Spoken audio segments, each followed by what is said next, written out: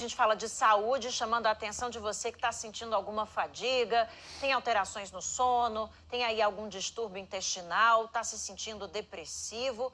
Esses são sintomas da fibromialgia. É uma doença sem cura, que é um dos temas, então, da campanha Fevereiro Roxo. A Kilvia Muniz vai conversar com um especialista para falar mais sobre essa doença, trazer esse alerta para a gente. É com você, Kilvia. Olha, Raíssa, e poucas pessoas sabem, mas é uma doença que acaba atingindo 2% da população mundial. Ela não tem cura, mas dá para conviver normalmente, tem tratamento. O problema é se chegar ao diagnóstico de fibromialgia. Por isso que esse mês de fevereiro destaca a doença, outras doenças reumatológicas também, como o lúpus. E a gente, claro, vai conversar com o reumatologista para entender melhor o que ela é. De repente você está vivendo isso daí e nem sabe, por isso que o Dr. Rodrigo Azevedo está conosco aqui hoje.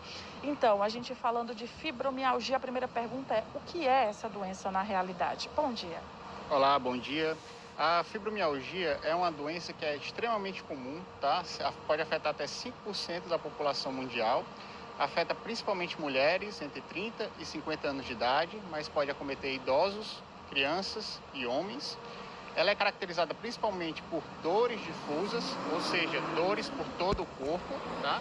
E normalmente associada a sintomas funcionais, como dor epigástrica, transtornos gastrointestinais, transtorno de ansiedade, depressivo, sono não reparador, fadiga e dormências pelo corpo. E isso muitas vezes leva o paciente a achar que pode ficar com medo de ter uma doença realmente grave. Felizmente, isso não é a verdade. A fibromialgia é uma doença que tem um curso benigno, tá? Então, ela não vai acarretar mortalidade, não vai deixar você incapacitado, não vai deixar sequelas articulares definitivas e tem um tratamento muito efetivo. Agora, por que a pessoa desenvolve essa doença? Pronto, a fibromialgia é uma doença que nós chamamos de ser uma síndrome de sensibilização central. Então, quando a pessoa passa muito tempo sem fazer atividade física, com excesso de peso, preocupações excessivas, e isso está muito afetado, principalmente nesse período de pandemia, do lockdown, né? Acaba que o cérebro libera várias substâncias que alteram o mecanismo de percepção de dor.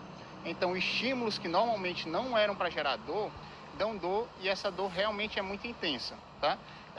Mas é importante o paciente saber que, em primeiro lugar, apesar de ter essa base emocional forte, a dor da fibromialgia é uma dor real, é uma dor que existe, que cada pessoa sabe como sente, como é realmente limitante. Mas nunca perca esperança, porque realmente o tratamento é muito efetivo. Agora, eu imagino, pelo fato de ter esse componente psicológico e que exista, de repente, uma dificuldade de diagnóstico. Não é todo médico que vai ter esse olhar do reumatologista para entender que a fadiga, a dor, não tem, eu acho, que um exame que comprove, né? Enfim, nem sempre talvez seja tão fácil o diagnóstico. Exatamente. Um dos grandes problemas é esse, porque a gente não tem um exame de sangue, não tem um raio-x, um ultrassom que mostre lá. Tem um fibromialgia. É muito conhecimento e isso é muito importante, essa campanha, para a gente difundir conhecimento entre a população e os profissionais de saúde, tá?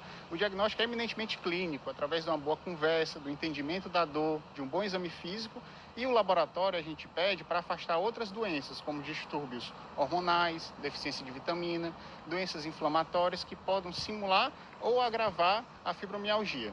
Agora a gente vem falando que, apesar de não ter cura, tem sim um tratamento. Dá para conviver, dá para se livrar das dores, da fadiga, de todos esses sintomas? Perfeitamente, isso é uma das principais coisas. Dá para se ter uma vida normal com fibromialgia desde que se busque tratamento, né? Não tem um tratamento específico para fibromialgia. A gente sempre diz, faz uma brincadeira, que a gente não tem que tratar a fibromialgia, a gente tem que tratar a dor da Dona Maria. Ou seja, que cada paciente tem sua dor específica e a gente tem que realmente focar para ela. Mas, como linhas gerais, o tratamento da fibromialgia se baseia em 5 pilares para todos os pacientes, de medidas farmacológicas e não farmacológicas. O primeiro é a medicação, que o paciente é importante saber que às vezes ela demora um pouco a agir, tá? O segundo é a atividade física, e esse é fundamental. É muito difícil a gente compensar uma fibromialgia sem atividade física regular. O terceiro é perda de peso, para quem tem um excesso de peso, tá? O quarto é uma terapia cognitivo-comportamental com um psicólogo, isso ajudando principalmente a lidar com esses transtornos emocionais de base. E o 5 é o empoderamento do paciente sobre sua doença, ele saber realmente o que é que a doença se trata, que pode ter vida normal, pode recuperar sua funcionalidade, pode trabalhar normalmente, desde que realmente se dedique. Às vezes o tratamento não é tão fácil, mas com dedicação ele consegue ser bem efetivo e ter vida normal.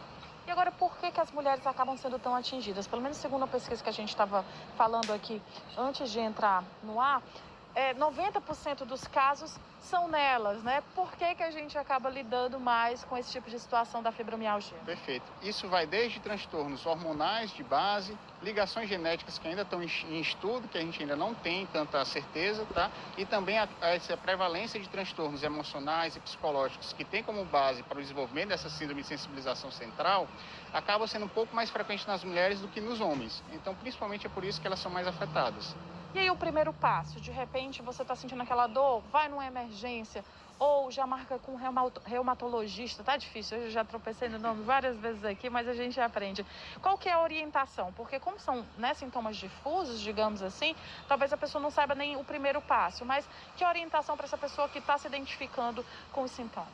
O primeiro passo, é você ter um autoconhecimento. Se você tem algum desses sintomas associados de dores difusas, e você viu que piorou quando estava piorando esses transtornos emocionais, você não está dormindo bem, você vem ganhando peso, a primeira parte você pode começar com essas medidas não medicamentosas, aumentando a atividade física, escolhendo um tempo da semana para dedicar para si, isso é muito importante, o paciente ter um período de lazer, fazer uma boa higiene do sono e ver se com isso você consegue ter alguma qualidade de vida a mais.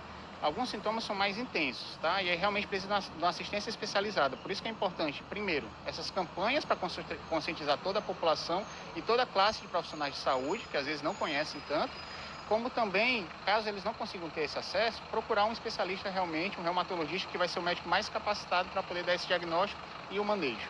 E agora a gente tem que destacar a questão do componente psicológico, né? Talvez uma grande dificuldade das pessoas seja provar para as outras que aquilo é real, né? Quando a gente fala em qualquer situação ou sintoma gerado por uma doença psicossomática, algo, né, relacionado à mente, já tem aí um outro desafio, né? Que é convencer de que aquilo também é real e aquilo importa. Exatamente, isso é até um desafio que a gente encontra até no nosso atendimento, na nossa prática clínica, porque tem até muitos médicos que infelizmente dizem: a senhora não tem nada, a senhora tem só fibromialgia, os exames deram normais. O que não é verdade, só o paciente que tem a dor da fibromialgia sabe realmente o quanto ela é intensa, tá?